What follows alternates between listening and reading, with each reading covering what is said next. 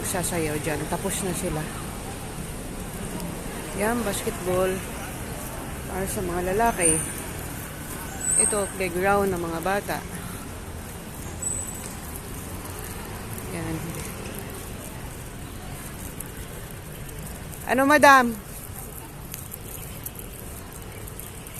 Kumusta?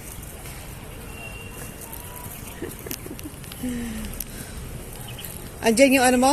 Alaga? Ilang oras siya nagsasayaw? Isang oras? Sabagay, ayos na yun.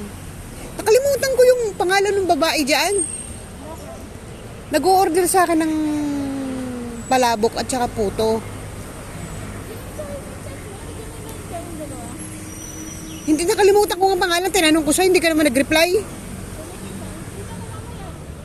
Ano pangalan niya? Kasi meron akong sa...